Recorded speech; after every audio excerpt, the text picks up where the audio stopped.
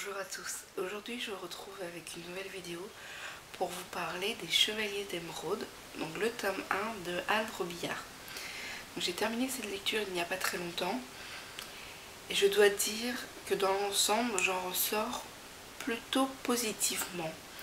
Bon, il y a des éléments qui m'ont plu et d'autres qui ne m'ont pas plu, mais globalement c'est positif pour moi.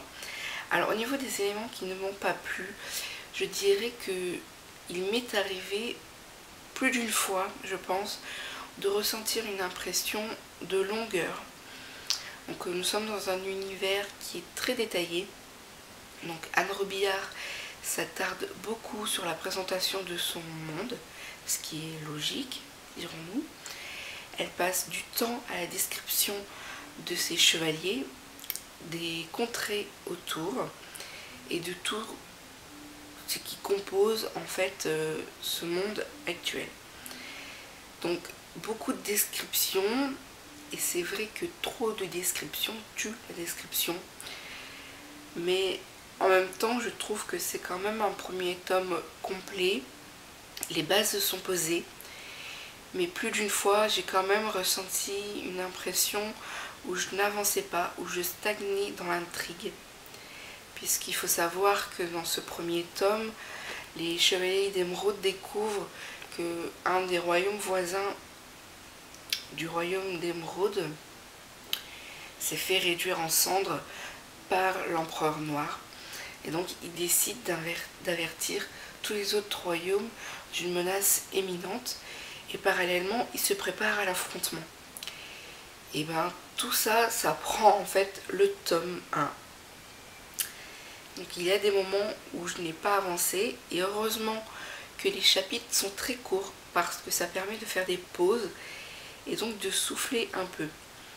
Alors au niveau des aspects positifs, je dois dire que même si j'ai eu l'impression de faire du surplace, il y a des moments où je dévorais parce que on était axé sur les éléments qui me plaisaient le plus. Et donc là je ne voyais pas le temps passer. Alors au niveau des éléments qui me plaît énormément, il s'agit tout d'abord des Chevaliers d'Émeraude et son nombre de 7. Et ce qui me plaît beaucoup chez eux, c'est qu'ils sont tous différents et que c'est vraiment un plaisir d'apprendre à les connaître. Parmi les 7, il y en a un qui est ma préférence, c'est celui qui est en couverture, c'est Waylan. J'ai trouvé que sous ses airs de chef, d'homme froid, distant, et ben il se cache des choses qui me plaisent beaucoup intérieurement. Et ben, j'ai adoré, c'est je pense mon petit coup de cœur. À côté de ça, il y a deux autres personnages, des protagonistes féminines qui m'ont beaucoup plu et que j'ai eu plaisir à retrouver. Il y a notamment Kira et ensuite Brigès. Donc Brigès n'intervient pas immédiatement dans le récit, mais à partir du moment où je la croise, je me suis un peu prise d'affection pour elle, parce que c'est grâce à elle que j'ai entrevu une autre facette de Waylan, et ça m'a beaucoup plu, en fait leur relation m'a beaucoup plu. Et au niveau de Kira, c'est une petite fille de 2 ans qui est très différente physiquement, elle ne ressemble pas aux êtres humains, elle a que 4 doigts. Elle est colorée, elle a une couleur qui, voilà, ce sont des détails physiques qui font qu'elle est différente et pourtant elle est tellement attachante, tellement adorable malgré son bas âge. Elle comprend très vite les choses et je me suis prise d'affection pour elle parce que je l'adore. Et par contre, j'ai trouvé que même si elle a beaucoup d'importance dans la saga elle-même, mais on la voit pas assez. J'ai eu certains manques vis-à-vis de ce personnage dans le récit. Donc voilà ce qui m'a plu, c'est surtout les personnages qui sont pour moi un aspect positif de ma lecture. J'ai grande hâte de pouvoir les retrouver dans les prochains tomes, de voir leur évolution.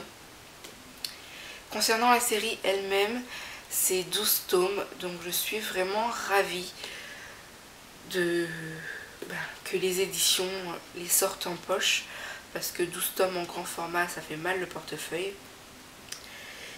Il y a un aspect, j'ai trouvé que le récit, même si l'écriture est simple, fluide, j'aime beaucoup la plume d'Anne Robillard, il y a beaucoup de répétitions dans le récit.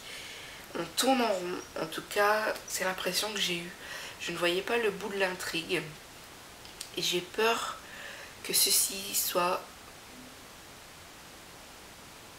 encore la même chose pour les autres tomes.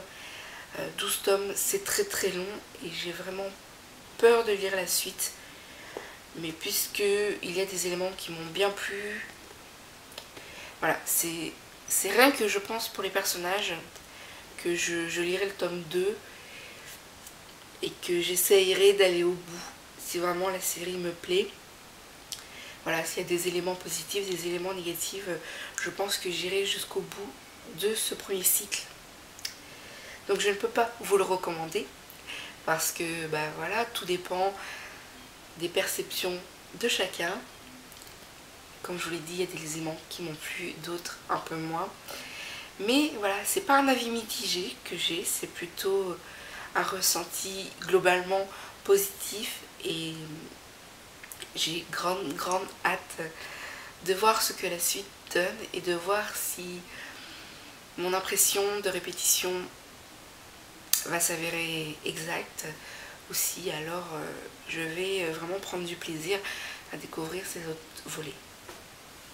Donc voici Le Feu dans le ciel, donc c'est le premier tome des Chevaliers d'Émeraude d'Anne Robillard.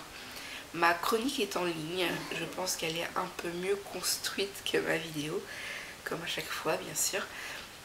Mais j'essaye voilà, de vous présenter ce que j'ai aimé, ce que je n'ai pas aimé. Donc n'hésitez pas à aller voir mon avis écrit si le cœur vous en dit. Et puis je vous retrouve très bientôt pour de nouvelles vidéos. À très bientôt.